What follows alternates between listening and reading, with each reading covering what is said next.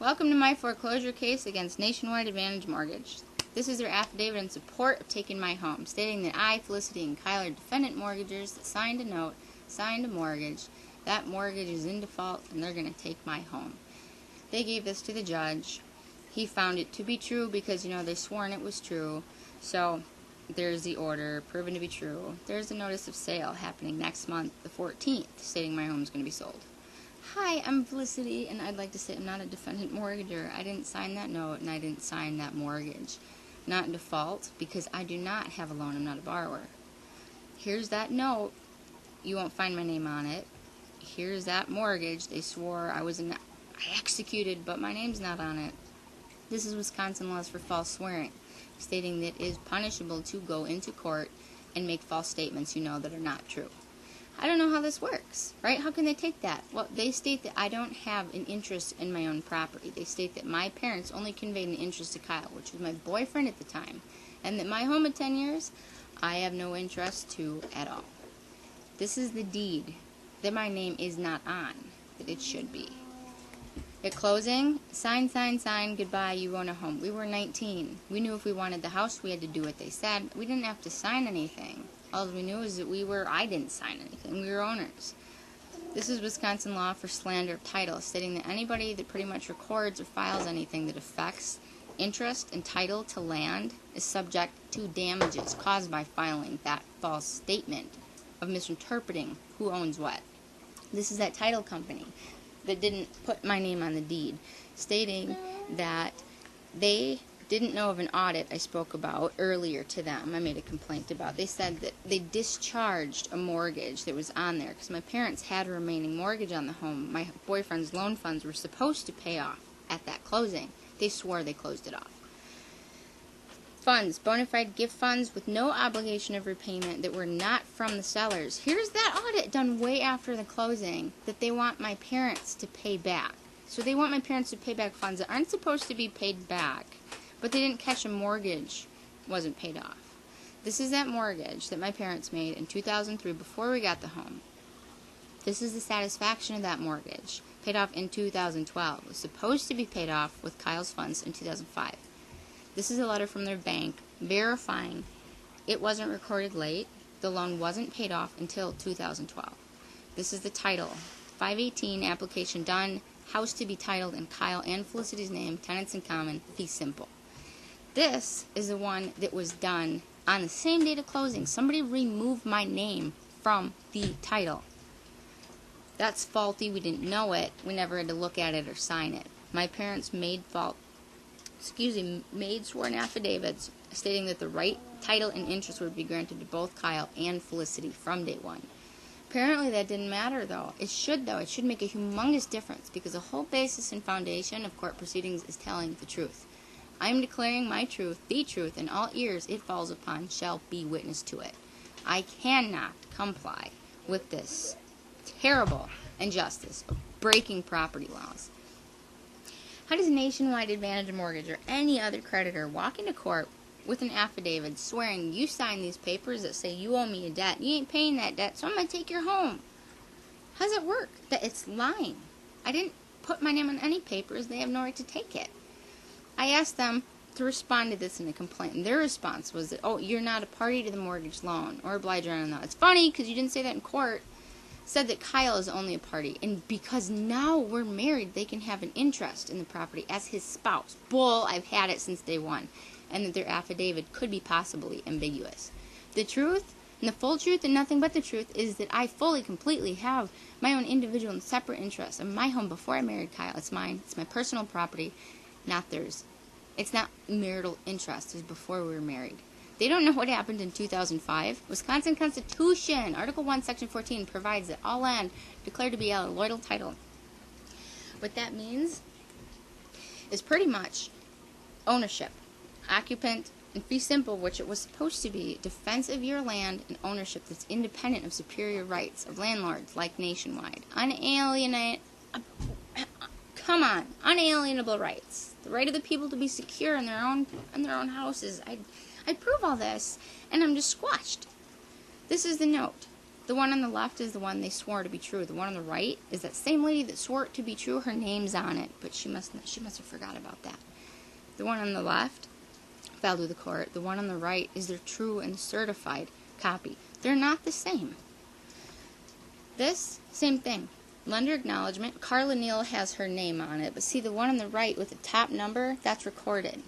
The one on the left is the one sworn to be true, but see that's dated in 2011. Different notaries, different dates. They said that was true, and it was made after it was even recorded. There's my husband's forged signature, but it's stamped true and certified. You like them notary signatures down there? How they're stamped different? I'm not the best in court, but that does not mean I should be able to tell my story. I was told I cannot just testify to facts. I needed an affidavit. Defendants have a fundamental right to testify on their own behalf. This wasn't right. The judge had to see what I had discovered. The house was never purchased. I filed a motion asking the judge to reconsider his order. Gave him my proof. All foreclosure orders have to state if the property is homestead or not, because if it's homestead, it's exempt from a they can't take homestead property. I was trying to tell them that this mortgage should be void. This note should be void because there was no actual sale. My parents still own the home.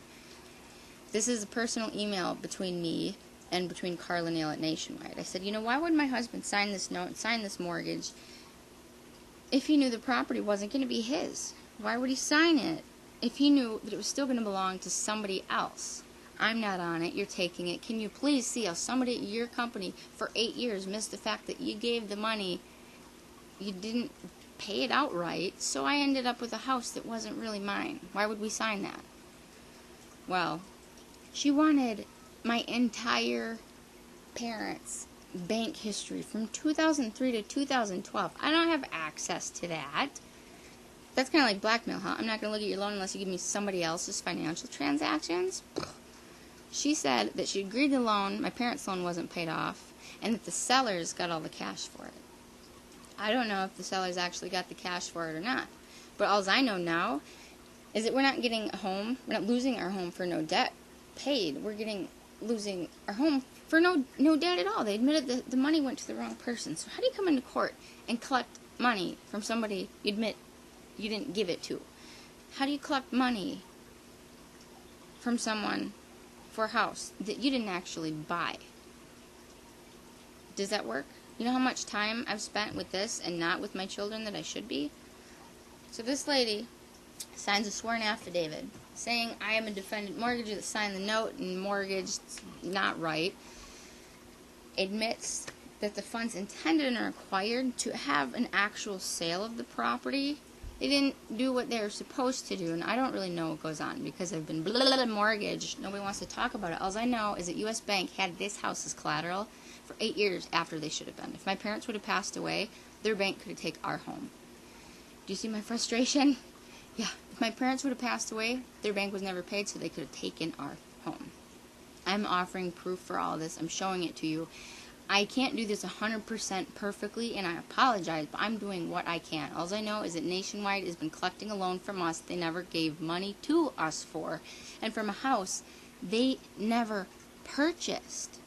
How do you do that? They have been saying they're going to foreclose on us almost every year, and they don't even own the house. Of course you want more because you want to know how you can let this not happen to you. These are my 1098s, or my husband's 1098s. All the money that we sent them in to them, they were taking parts of them and not applying it anywhere. They went to these bogus fees. Pause this and really look at it because it's awful, and I've got years of it.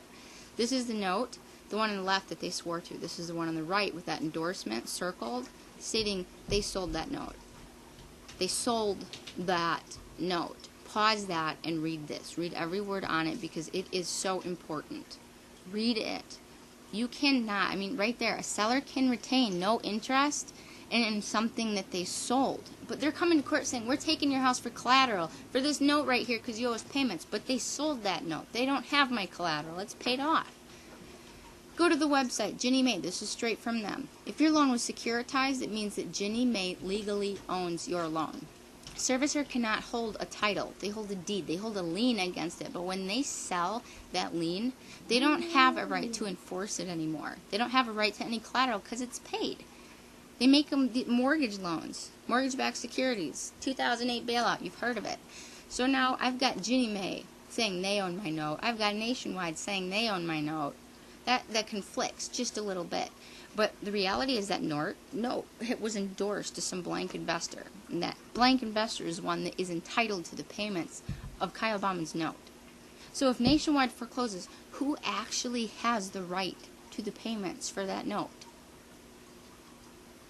Nationwide forecloses, they get my money, but they're not the ones owed that money. Some investor is. So what prevents them from, that investor, from at one point coming back and saying, well, you know, that wrong person got that money for that note, so you owe me now? Because that can happen. You need to pause this. You need to go back and you need to look at that note. And this happens with almost every single loan, and it's very important. This is where the bailout happened, and the way it's going to happen again. So please read